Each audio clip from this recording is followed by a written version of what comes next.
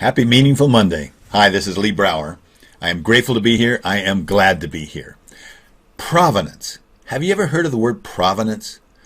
If you look in the dictionary, provenance means the source or origin of something. In the art world, it's especially used because they use it to verify the story behind the artwork. They use it to verify the validity of that artwork.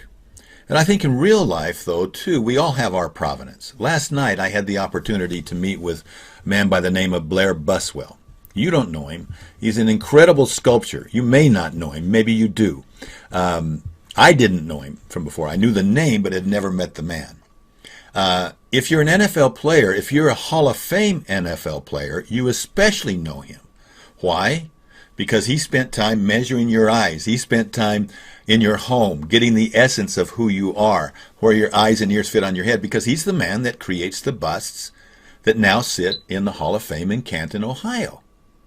And so he's become this amazing sculptor.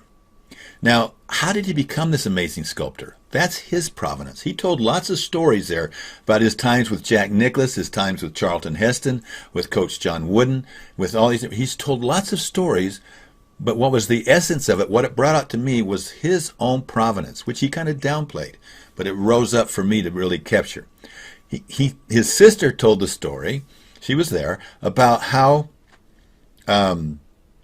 he was able to, how when he would go to church, he was too noisy, so his mom would bring these Sucrets cans, which look like Altoid cans, and she would put clay, 2 or 3 different colors of clay in there, with a couple toothpicks, and he would put things together. His sister said, you cannot believe what a little 3 or 4-year-old boy could put together with clay. By the time he was in 5th grade, he had made so much of his own toys, he was actually putting them in a kiln and actually firing them up. By the time he got to the 12th grade, at the beginning of his art class, his teacher had already worked with him, and he said, for everybody here, here's your curriculum for the year.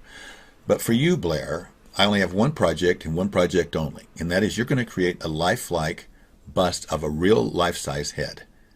That's going to be the only thing you do this year, and that's going to be the only thing your grade is going to be based upon. So he worked the entire year trying to get that to that point of getting that bust done. And come the day before graduation, they're ready to go. They need to carve it out. They get an ice cream scooper to carve out the clay that's in the middle to leave the outside right, and they take it in there to do the bust. Now, the next day, he's so excited to go get it. He's got his grades from his other classes. He's coming to get his grade and his bust from his teacher there. And he comes in, and he can tell by just looking at his teacher that something's wrong.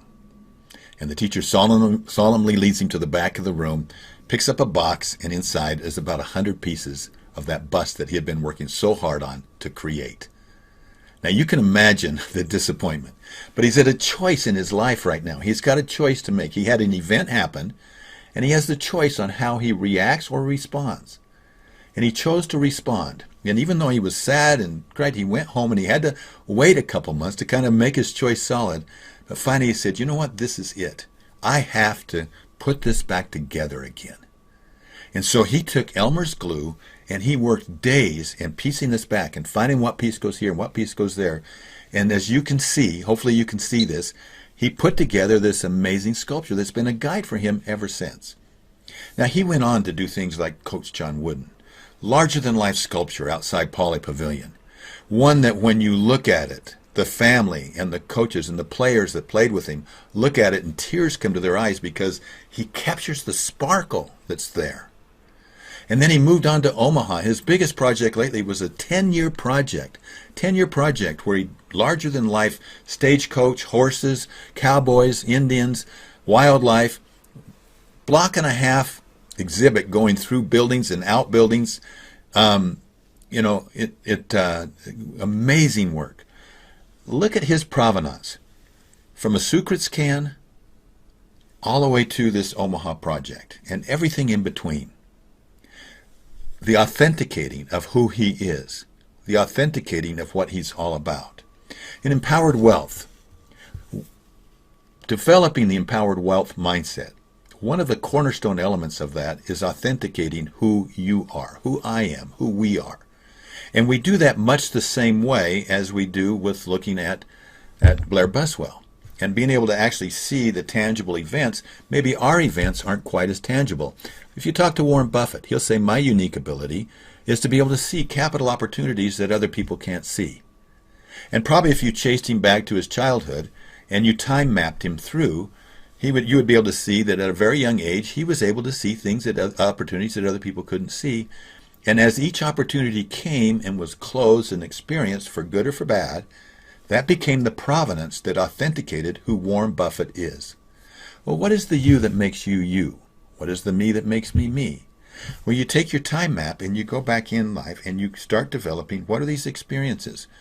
And they're not measurable like this, but perhaps the experience is more like you were able to put together a puzzle that nobody else could put together. And today you're able to see opportunities or see things or organize things in ways that nobody else can. Or maybe you gave a talk that you fumbled and bumbled through, but you liked it, you enjoyed it, and today you're a great orator and you're able to give great speeches. Or maybe it's something else about how you deliver things and things happen, that you're able to be able to gain people's trust quickly, that you're able to, the whole host of things. I mean, there's as many as there are people out there, there's those unique abilities that you can identify and those experiences that become part of who you are, your values and principles and the way that you operate. So the time map, among other things, is able to outline that for you. So I encourage you to ask yourself, what is your provenance? What is the me that makes me me? And start identifying these experiences and see if you can't catch the link between them. Ask yourself right now, ask yourself tomorrow morning, what's the provenance today? What provenance can I create today? My prediction is that as you continue to do that, it will give you the confidence for your next great masterpiece. Have a great week. Thank you for being here. Make life meaningful. Talk to you soon. Bye-bye.